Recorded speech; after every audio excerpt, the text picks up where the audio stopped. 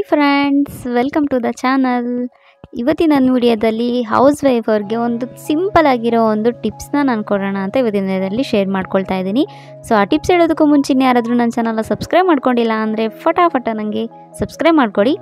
So ಈಗ ನಾವು ಅಡುಗೆ ಮಾಡಬೇಕಾದ್ರೆ ಎಲ್ಲ ಅಲ್ಲಲ್ಲೇ ಕಟ್ ಮಾಡಿಕೊಂಡು ಪಾತ್ರೆ ಎಲ್ಲ ಜೋಡಿಸ್ಕೊಂಡು ಅಂಗಡಿ ಥರ ಇಟ್ಕೊಂಡು ಬಿಡ್ತೀವಿ.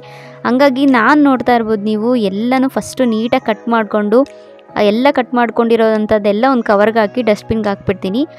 ಹಾಗೆ ಒಂದು ನೀಟಾಗೆಲ್ಲ ವಾಶ್ ಮಾಡಿಕೊಂಡು ತರಕಾರಿನ ಹಾಗಾಗಿ ಕಟ್ ಮಾಡಿಕೊಂಡು ಕುಕ್ಕರ್ಗೆ ಹಾಗೆ ಆ್ಯಡ್ ಮಾಡ್ಕೊಂಡು ಬಿಡ್ತೀನಿ. ಸೊ ಈ ಥರ ಮಾಡೋದ್ರಿಂದ ನಮಗೆ ಕೆಲಸನೂ ತುಂಬಾ ಕಡಿಮೆ ಆಗಿ ಉಳಿಯುತ್ತೆ, ಟೈಮ್ ಕೂಡ ಸೇವ್ ಆಗುತ್ತೆ. ಹಾಗಾಗಿ ಇವಾಗ ನಾನು ತರಕಾರಿ ಎಲ್ಲ ಕುಕ್ಕರ್ಗೆ ಆ್ಯಡ್ ಮಾಡಿಕೊಂಡು ಸಾಂಬಾರು ಮಾಡ್ಕೊಳ್ಳೋದಕ್ಕೂ ಮುಂಚೆ ನಾನು ತೊಗರಿಬೇಳೆನ ನೆನೆಸಿಟ್ಟಿರ್ತೀನಿ.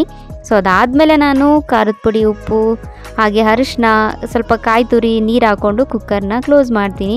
ಇಷ್ಟೆಲ್ಲ ಜೋಡಿಸ್ಕೊಳ್ಳೋದಕ್ಕೂ ಮುಂಚೆ ನಾನು ರೈಸ್ಗೆ ಇಟ್ಟಿರ್ತೀನಿ, ರೈಸ್ ಕೂಡ ಬೇಗ ಆಗುತ್ತೆ. ಸೊ ಅದಾದಮೇಲೆ ನಾನು ಪಕ್ಕದಲ್ಲಿ ಇಟ್ಬಿಟ್ಟು ಸಾಂಬಾರು ಕೂಡ ರೆಡಿ ಮಾಡ್ಕೊಳ್ತೀನಿ. ಸಾಂಬಾರಿಗೆ ಇಟ್ಮೇಲೆ ಇದೆಲ್ಲ ನೀರೆಲ್ಲ ಚೆಲ್ಲಾಡಿರ್ತೀನಿ, ಅದು ಇದು ವಾಶ್ ಮಾಡ್ಕೊಳ್ಳೋದಕ್ಕೆ ಸ್ವಲ್ಪ ಎಲ್ಲ ನೀಟಾಗಿ ಒರೆಸ್ಕೊಂಡ್ಬಿಡ್ತೀನಿ. ಅಷ್ಟರಲ್ಲಿ 2 ವಿಷಲ್ ಆಗಿ ಸಾಂಬಾರು ಕೂಡ ರೆಡಿ ಆಗುತ್ತೆ. ಕಡಾಯಿಗೆ ಒಂದು ಒಗ್ಗರಣೆ ಕೂಡ ಹಾಕ್ಕೊಂಡ್ಬಿಡ್ತೀನಿ. ಸಾಸಿವೆ, ಈರುಳ್ಳಿ, ಕರಿಬೇವನ್ನ ಹಾಕ್ಕೊಂಡು ಇಷ್ಟು ಸಿಂಪಲ್ಲಾಗಿ ನೀವು ಮಾಡ್ಕೊಳ್ಬೋದು. ಎಷ್ಟು ಈಸಿ ಆಗುತ್ತೆ ಗೊತ್ತಾ. ನಾನು ಜಸ್ಟ್ ಹಾಫ್ ಆನ್ ಅವರಲ್ಲೇ ಅಡುಗೆ ಎಲ್ಲ ಮಧ್ಯಾಹ್ನ ಮಾಡ್ಕೊಂಡು ಬಿಡ್ತೀನಿ. ಇಷ್ಟೇ. ನೀವು ಸಾಂಬಾರು ಮಾಡ್ಕೊಳ್ಳೋದಕ್ಕೂ ಮುಂಚೆ ರೈಸ್ಗೆ ಇಟ್ಕೊಂಡ್ಬಿಟ್ರೆ ರೈಸ್ ಕೂಡ ಆಗುತ್ತೆ, ಸಾಂಬಾರು ಕೂಡ ರೆಡಿ ಆಗುತ್ತೆ.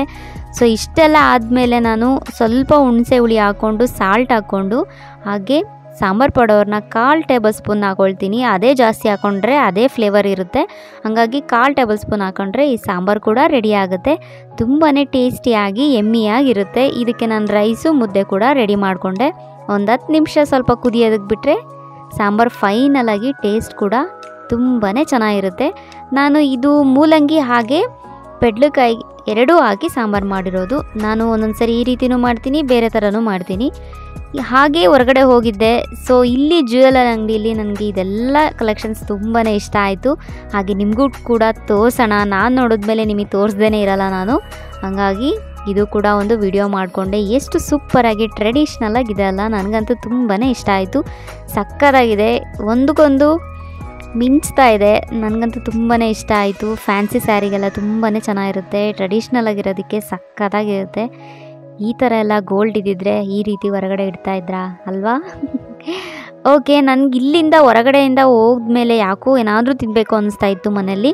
ಹೊರಗಡೆ ಹೋದರೆ ಏನೂ ತಿಂದೆ ಬರೋದಿಲ್ಲ, ಬಟ್ ಈ ಟೈಮ್ ಆಗಿತ್ತು ಅಂತ ಹೇಳ್ಬಿಟ್ಟು ಹಾಗೆ ಬಂದುಬಿಟ್ಟೆ. ಹಾಗೆ ನಾನು ಎಗ್ ಮಯೋನೈಸ್ ಕೂಡ ಇತ್ತು, ಅದನ್ನು ಹಾಕಿ ಹಾಗೆ ಒಂದು ಸಿಂಪಲ್ಲಾಗಿ ಒಂದು ಸ್ನ್ಯಾಕ್ಸ್ನ ಮಾಡ್ಕೊಳ್ತಾ ಇದ್ದೀನಿ. ಸ್ವಲ್ಪ ಟೊಮೊಟೊ ಕೆಚಪ್ಪು ಹಾಗೆ ಟೊಮೊಟೊ ಚಿಲ್ಲಿ ಸಾಸು ಎಲ್ಲನೂ ಆ್ಯಡ್ ಮಾಡಿಕೊಂಡು ಎಗ್ ಮಯೋನೈಸ್ ಕೂಡ ಹಾಕ್ಕೊಂಡು ಬ್ರೆಡ್ಡು ರೋಸ್ಟ್ ಮಾಡ್ದೇ ಹಾಗೆ ಇನ್ಸ್ಟೆಂಟಾಗಿ ಮಾಡ್ಕೊಳ್ತಾ ಇದ್ದೀನಿ. ನಿಮಗೇನಾದರೂ ಇಷ್ಟ ಆದರೆ ನೀವು ಒಂದ್ಸರಿ ಟ್ರೈ ಮಾಡಿ. ಇದಕ್ಕೆ ನಾನು ಸ್ಲೈಸಾಗಿ ಆನಿಯನ್ ಕೂಡ ಕಟ್ ಮಾಡ್ಕೊಂಡಿದ್ದೀನಿ. ಬ್ರೆಡ್ಡು ಈಗ ತೊಗೊಂಡಿದ್ದೀನಿ, ಇದನ್ನು ಹಂಚ್ ಮೇಲೆ ಬಿಸಿ ಮಾಡಿ ಕೂಡ ಹಾಕ್ಕೊಳ್ಬೋದು, ಅದು ಕೂಡ ತುಂಬಾ ಟೇಸ್ಟಿಯಾಗಿರುತ್ತೆ. ಸೊ ಇವಾಗ ನನಗೆ ಹೊಟ್ಟೆ ಹಸು ತಡೆಯೋಕ್ಕಾಗ್ತಿಲ್ಲ, ಅದಕ್ಕೆ ಈ ರೀತಿ ಮಾಡ್ಕೊಂಡಿದ್ದೀನಿ. ಈ ರೀತಿ ಮಾಡ್ಕೊಳ್ತೀನಿ, ಸಕ್ಕ ಟೇಸ್ಟಿಯಾಗಿರುತ್ತೆ, ಮಕ್ಕಳಿಗೂ ತುಂಬ ಇಷ್ಟ ಆಗುತ್ತೆ. ಈವ್ನಿಂಗ್ ಸ್ನ್ಯಾಕ್ಸ್ ಅಂತಲೇ ಹೇಳ್ಬೋದು. ಇಷ್ಟೇ ಇವತ್ತಿನ ವ್ಲಾಗ್. ಈ ವ್ಲಾಗ್ ಇಷ್ಟ ಆದರೆ ಮಿಸ್ ಮಾಡದೆ ಲೈಕ್ ಮಾಡಿ, ಶೇರ್ ಮಾಡಿ, ಹಾಗೆ ಕಾಮೆಂಟ್ ಮಾಡಿ, ಸಬ್ಸ್ಕ್ರೈಬ್ ಮಾಡೋದನ್ನ ಮರಿಬೇಡಿ.